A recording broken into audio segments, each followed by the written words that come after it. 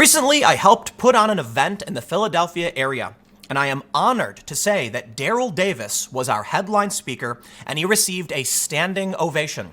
If you don't know who he is, Daryl Davis is a black man who became friends with and attended Klan rallies. It seems strange. Many of you probably already know the story.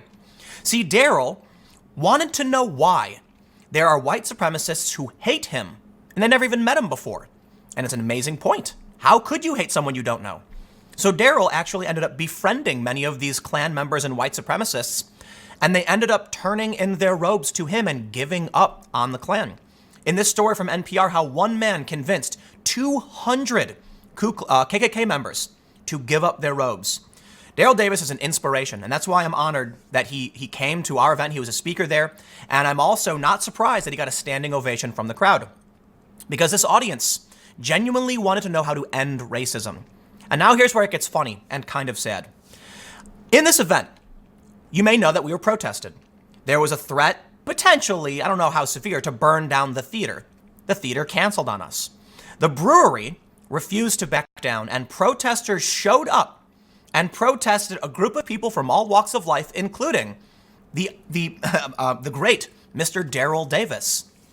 Why? They claimed that the name of the event was called Ending Racism, but they claimed that was a trick. It was a conspiracy among white supremacists to have a secret meeting called Ending Racism, headlined by Daryl Davis. Now here's where it gets kind of sad and still kind of funny, both at the same time. Daryl Davis was shocked to discover that he was being called a white supremacist. I feel bad because Daryl's a great, great man. I'm such a huge fan of his work. What he did over his life embodies, so much of my personal philosophy. Why censorship is wrong, why we need to bring people together, why we need to allow people to become friends and see the humanity in one another. And he was a big inspiration for why we did this event.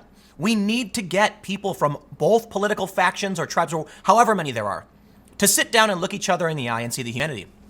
Daryl wrote this post, and I'm going to read it for you. And there are some offensive words I'm going to avoid saying, but they're on the screen. I might get in trouble, but it's important. The context of this video, for the YouTube censors who probably won't care, is that we are denouncing racism and defending Daryl Davis, if that matters. Before we get started, head over to timcast.com/donate if you would like to support my work. There's a PayPal option, a crypto option, a physical address. But the best thing you can do is just share this video. This is going to get hit hard.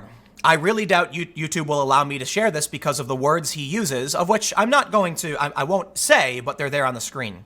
Although the most egregious ones are automatically censored. But it's an important issue. Daryl Davis was called a white supremacist by Antifa. And if there is anything that shows the bad faith of this group and these activists, it is Daryl Davis being insulted and protested. If they really cared about white supremacy, they would support his work. They don't. Let me read for you what Daryl wrote on Facebook. This is a public post, mind you. I'm not, violating any privacy or anything. He said, "Hey folks, you want to hear a good one? True story. I have been to 56 different countries on 6 continents, played in 15 foreign countries, and played in 49 of 50 US states." What state haven't you been to? Man. Oh, okay. He played in 49 of 50. He's a blues musician. "In between gigs, I have spent 30 years talking with Klan members, neo-Nazis, white nationalists, white supremacists, separatists, black supremacists, black separatists, alt-right members, and just about every other group you can imagine with a superiority complex. The purpose of which is to bring some reconciliation amongst different ideological groups to reduce violence and racism and bring about a sense of normalcy and civility among my fellow Americans." Bravo! Embodying everything we were hoping to accomplish with that event, and it was an honor and privilege to host Mr. Davis. For my efforts, many of which have been successful, I have been called the N-word, a bunch of slurs I'm not going to read. I'm not going to read them. I might actually have to blur them, to be completely honest, but I can't read them. Let's just say he's been called a lot of really, really very offensive things, like a race traitor, a sellout, a pimp, and a prostitute, by some of those who look like me and claim to despise racism. When you add it all up, I've been just about called every name but my own name. I'm in my 61 years on this earth. I have seen a lot and I've heard a lot. But a few nights ago, I was called something I could not imagine being called in a million years. I was part of a panel in Philadelphia assembled by the conference organizers to discuss ways to de-escalate racism, anti-Semitism, and violence in our country. Meanwhile, a group known as Antifa, short for anti-fascist, threatened to do violence to the conference organizers and panel speakers and burn down the building where we were to speak. Despite the threats, we had a very successful conference. We celebrated with an after party in a room filled with people from all walks of life and every political persuasion, from MAGA hat wearing Trump supporters to supporters of those at the opposite end of the Make America Great Again people, and everyone in between on the spectrum. We all got along fantastically. Now, I want to stress, this is true. There was a survey. Most of the people were centrist, a lot of libertarians, but they were progressives. No one claimed to be a leftist, though. That was interesting. But many people did claim to be a progressive, and they were all there. We had one guy who was like a self-identified SJW up on stage, and I poured him whiskey. It was fun. It was funny. I brought people on stage, and then he came up. His name's Music Man Mike, and he says, "Can I get a shot too, or am I too far left?" And I laughed, and I was like, "Oh, of course." And the stage was supposed to be for the organizers, and then we were going to pass out the expensive scotch. But I was like, "No, you come on up, man. You helped make it happen too." And I'm eternally grateful for those people who came. Now, the reason I was looking over here is I don't think I can get the entire. You know what? I'll have to shrink this. Let me try. There we go. So it's small on the screen now, but I did that so I could actually read it. So let's read. He said, "We all got along fantastically. It was actually really awesome. It was great." He says, "Meanwhile, the police department shut down the streets surrounding the site of the party as a crowd of about 40 Antifa members gathered outside the building to protest, accusing the speakers and organizers of being racist. We invited the Antifa members to come in and join the party and have an opportunity to talk with us. They refused. I thought I had seen and heard it all in my 61 years, and nothing would surprise me. But I was mistaken. Now, are you ready for this? The Antifa people called me a white supremacist." What? Are you kidding me? Wow, that's right. You heard me. They called me a white supremacist. Now I know I've heard it all. It's good to be colorblind sometimes, but this is ridiculous. Daryl Davis. He's such a great dude. Listen, Daryl Davis is a black man, okay? And he challenged racism and white supremacy, and he proved it wrong. What's so inspirational about his story is that there's this clip. You got to watch the documentary that he was in. It's amazing. He became friends with a Klan leader. I watched this in his TED Talk. And the press came to interview the Klan, and one of the Klan leader guy says, "I respect this man more than you."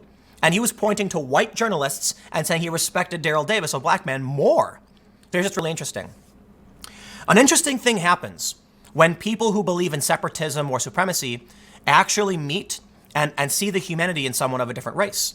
They realize there's one important thing, especially if you're like a separatist.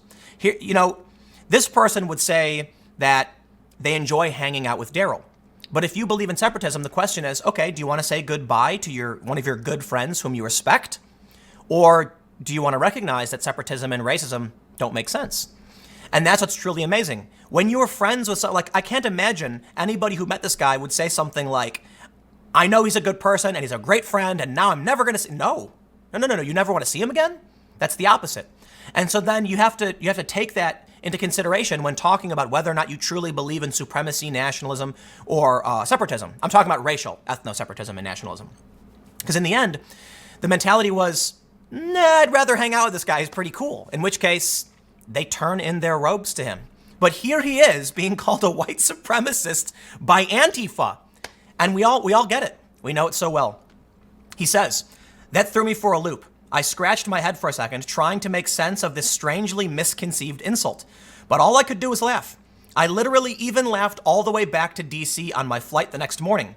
The plane wasn't crowded and I had a whole row to myself. The other passengers must have thought I was crazy. I hope my sharing this with you allows you to find some humor as well. Next time someone calls you a name, think about this and just laugh your A off." We have seen the articles. There's a Daily Beast article that says why young men of color are joining white supremacist groups. It's the most absurd and insane nonsense ever written. How could Daryl Davis be protested by Antifa? You know what? I can't say I'm surprised. Nothing seems to make sense. But isn't it strange how the one business, the brewery refused to back down, but the theater, hosting a man who's famous for de-radicalizing the Klan. Protesters called up, called them names, they canceled. Antifa, never forget this, protested an event about ending racism and called Daryl Davis a white supremacist. Okay, I'm going to end with this. Excuse me.